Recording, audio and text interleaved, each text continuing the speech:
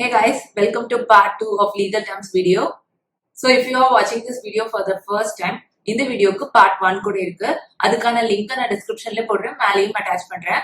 அதையும் செக் பண்ணுங்க. First hearsay evidence. இத பத்தி எவிடன்ஸ் ஆக்ட்ல படிப்போம். இது ஒரு டைப் ஆஃப் எவிடன்ஸ். ஹியர்சே எவிடன்ஸ் அப்படின்னா ஒருத்தங்க ஒரு விஷயத்த டைரக்டா கேட்டிருப்பாங்க. அவங்க அந்த விஷயத்த இன்னொருத்தங்க கிட்ட சொல்லி அந்த பர்சன் வந்து இன்னொருத்தங்க கிட்ட சொல்றது பேர் தான் ஹியர்சே எவிடன்ஸ். யூஸ்வலி ஹியர்சே எவிடன்ஸை வந்து அட்மிசிபிள் பண்ண மாட்டாங்க கோர்ட்ல. அடுத்து இன் கேமரா அப்படின்றது கோர்ட் ப்ரொசீடிங் தான். இது பேர் இன் கேமரா ப்ரொசீடிங் அப்படின்னு சொல்லுவாங்க. யூஸ்வலி வந்து எவிடன்ஸை வந்து ஓப்பன் கோர்ட்ல தான் எடுக்கணும். பட் இன் கேமரா ப்ரொசீடிங்ஸ்ல இது பிரைவேட்ல எடுப்பாங்க. சில சமயம் இன் கேமரா ப்ரொசீடிங்ஸ் அப்படின்னு சொல்லும் போது அதை வீடியோகிராஃப் கூட பண்ணுவாங்க. அடுத்து இன் ஃபார்மா பர்பஸ். ஒருத்தங்க அவங்க பாப்பர்னு கோர்ட் ஆர்டர் வாங்கிட்டாங்க அப்படின்னா அவங்க வந்து அவங்க கோர்ட்ல கேஸ் நடத்துறதுக்கு எந்த கோர்ட் ஃபீஸும் கட்ட வேண்டாம். பாப்பர் ஆர் இண்டிஜென்ட் பர்சன் அப்படின்னா அவங்க கிட்ட எந்த மணியும் கிடையாது, எந்த ப்ராப்பர்ட்டியும் கிடையாது அப்படின்னு அர்த்தம். அடுத்து இன்லிமைன். இப்போ ஒரு கேஸ கோர்ட் பாக்குறாங்க, அந்த கேஸ ப்ரொசீட் பண்றதுக்கு எந்த பேஸும் இல்ல, ஆர் அதுல ஏதாவது ஃபால்ட் இருந்தது அந்த மாதிரி இருந்துச்சுன்னு சொன்னா அந்த கேஸ பார்த்த உடனே டிஸ்மிஸ் பண்ணிடுவாங்க. அதுதான் இன்லிமைன் அப்படின்னு அர்த்தம். அடுத்து இன்ஜங்ஷன். நோ, இதுக்கு பேரு இன்ஜெக்ஷன், நம்ம பாக்குறது இன்ஜங்ஷன். இதுக்கு அர்த்தம் என்ன அப்படின்னா ரெஸ்ட்ரெயின் ஆர்டர் அப்படின்னு சொல்லலாம். ஒருத்தங்க ஒரு ஆக்டை செய்ய விடாம செய்யற ஆர்டர் தான் இந்த இன்ஜங்ஷன் ஆர்டர். அடுத்து இன்சால்வன்சி. ஒருத்தங்களை வந்து இன்சால்வெண்ட் அப்படின்னு டிக்ளேர் பண்ணிட்டாங்க அப்படின்னா, அதாவது அவங்க கிட்ட எந்த மணியும் கிடையாது, அவங்க வாங்கின டெப்ஸை வந்து ரீபே பண்றதுக்கு அவங்க கிட்ட எந்த மணியும் கிடையாது அப்படின்னு ஒருத்தங்களை கோர்ட் டிக்ளேர் பண்ணிட்டு அப்படின்னு சொன்னா அவங்களுடைய ப்ராப்பர்ட்டியை லீகலா செல் பண்ணி அதுல இருந்து மணி எடுத்து அவங்களுடைய டெப்தை திருப்பி கட்டுறதுக்கான ப்ரொசீடிங் பேரு தான் இன்சால்வன்சி. இஷ்யூ. இப்போ கோர்ட்ல ஒரு கேஸ் நடக்குது அப்படின்னு வச்சுக்கலாம்.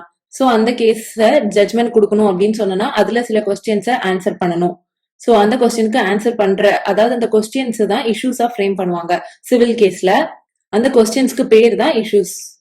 மேக்னா கர்த்தா அப்படின்றது ஒரு டாக்குமெண்ட் தான். அந்த டாக்குமெண்ட்ல மக்களுடைய ரைட்ஸ் என்னதெல்லாம் அப்படின்னு சொல்லியிருப்பாங்க. நம்மளுடைய ஃபண்டமெண்டல் ரைட்ஸ் நம்மளுடைய கான்ஸ்டிடியூஷன்ல சொல்லியிருக்காங்கல்ல, அதே மாதிரி மேக்னா கார்ட்டால பீப்புளுடைய ரைட்ஸ் என்னதெல்லாம் அப்படின்னு சொல்லியிருப்பாங்க. அடுத்து மெயின்டெனன்ஸ்.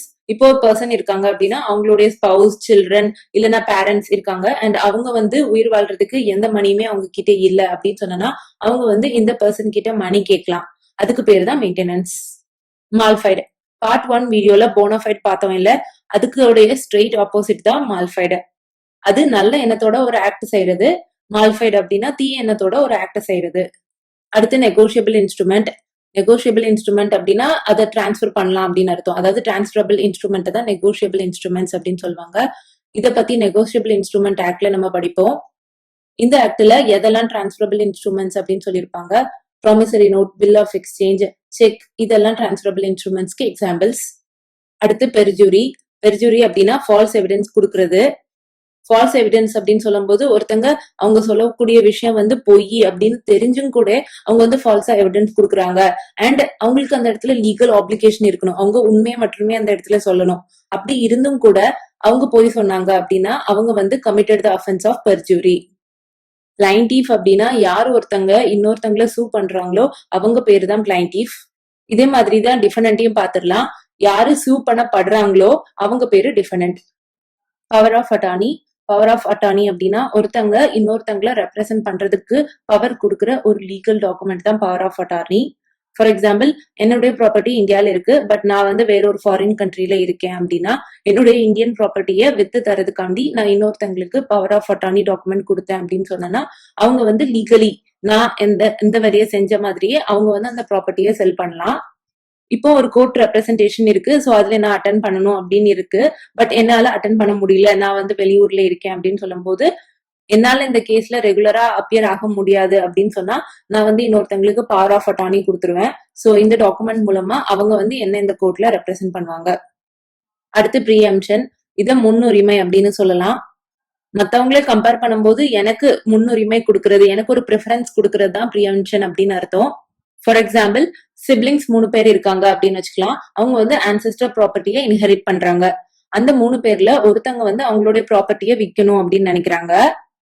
இப்போ அவங்க ப்ராப்பர்ட்டியை சம் ஸ்ட்ரேஞ்சருக்கு விற்க முடியாது. அவங்களுடைய சிப்லிங்ஸ்க்கு, அதாவது அவங்க கூட பிறந்தவங்களுக்கு தான் இந்த இடத்துல ப்ரிஃபரன்ஸ் இருக்கு. முதல்ல அவங்க வந்து ப்ரிஃபரன்ஷியல் ட்ரீட்மெண்ட் யாருக்கு கொடுக்கணும் அப்படின்னா அந்த சிப்லிங்ஸ், அவங்க கூட பிறந்தவங்க தான் அந்த ப்ராப்பர்ட்டியை வாங்குறதுக்கு முன்னுரிமை இருக்கு. அந்த ரைட் பேர் தான் ப்ரீஎம்ப்ஷன் ரைட். பிரெஸ்கிரிப்ஷன் அப்படின்னா ஒருத்தங்களுக்கு ரைட்டே இருக்காது, ஆனா சட்டத்துல இருக்கிற சில கண்டிஷன்ஸை சாட்டிஸ்ஃபை பண்றது மூலமா அவங்களுக்கு கிடைக்கிற ரைட்க்கு பேரு தான் பிரெஸ்கிரிப்ஷன். ஃபார் எக்ஸாம்பிள், இதுக்கு ஈஸ்மெட்ரி ரைட்டை சொல்லலாம். ஒருத்தங்க ஒரு வழியை இல்லைன்னா ஒரு பாத்வே வந்து ரொம்ப வருஷமா யூஸ் பண்ணிட்டே இருக்கிறாங்க அப்படின்னு வச்சுக்கலாம். சோ ஒரு பீரியட் ஆஃப் டைம் அவங்களுக்கு அந்த இடத்துல ஒரு ஈஸ்மெட்ரி ரைட் கிடைக்குது. அதாவது அந்த ப்ராப்பர்ட்டிய, அதாவது அந்த லேண்ட, அந்த பாத்வே வந்து அவங்க இன் ஃபியூச்சர் கூட எந்த டிஸ்டர்பன்ஸும் இல்லாம அப்படியே யூஸ் பண்ற அந்த ரைட்க்கு பேர் தான் பிரெஸ்கிரிப்ஷன். இதுதான் ஈஸ்மெட்ரி ரைட்னு சொல்லுவாங்க. அடுத்து ப்ரிவிட்டி. இப்போ 2 பர்சன் கான்ட்ராக்ட் போட்டுக்கிறாங்க அப்படின்னு வச்சுக்கலாம்.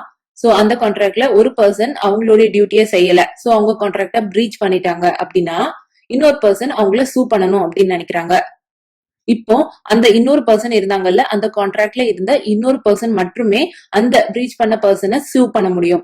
Some third party, some other person வந்து அந்த பர்சனை சூ பண்ண முடியாது அப்படின்னு சொல்றதுதான் ப்ரிவிட்டி ஆஃப் கான்ட்ராக்ட். அடுத்து பிரிசம்ப்ஷன். இத பத்தி எவிடன்ஸ் ஆக்ட்ல படிப்போம். அதாவது ஒரு ஆக்ட் நடந்திருக்கு அப்படின்னு சொல்லி ப்ரூவ் பண்றதுக்கு இன்னொரு ஆக்ட ப்ரூவ் பண்றது மூலமா இந்த ஆக்ட் நடந்திருக்கும் கண்டிப்பா அப்படின்னு சொல்றதுதான் பிரிசம்ப்ஷன். எக்ஸாம்பிள், ஏ வந்து ஒரு ரோட்ல நடந்து போயிட்டே இருக்காரு அப்படின்னு வச்சுக்கலாம். அவர் ரோட்ல பாக்குறாரு, ஒரு வண்டி ரொம்ப வேகமா வருது. அந்த வண்டி அவரை தாண்டி போயிட்டு அதுக்கப்புறம் பார்த்தோன்னா அந்த பர்சனுக்கு திடீர்னு ஒரு பெரிய ஆக்சிடென்ட் நடக்கிற சத்தம் கேக்குது. சோ இந்த இடத்துல பிரிசம்ப்ஷன் டைரக்டா உண்டாகுது. எப்படின்னா இந்த ஸ்பீடா போன வண்டிக்காரங்க தான் ஆக்சிடென்ட் பண்ணிருப்பாங்க அப்படின்றது ஒரு நேச்சுரல் பிரிசம்ப்ஷன் அந்த இடத்துல. சோ இந்த வீடியோ பிடிச்சிருந்தது. இந்த மாதிரியான வீடியோஸ் ஃபியூச்சர்ல பார்க்கணும்னா two subscribe to my channel. அடுத்த வீடியோல பாக்குறேன். பை.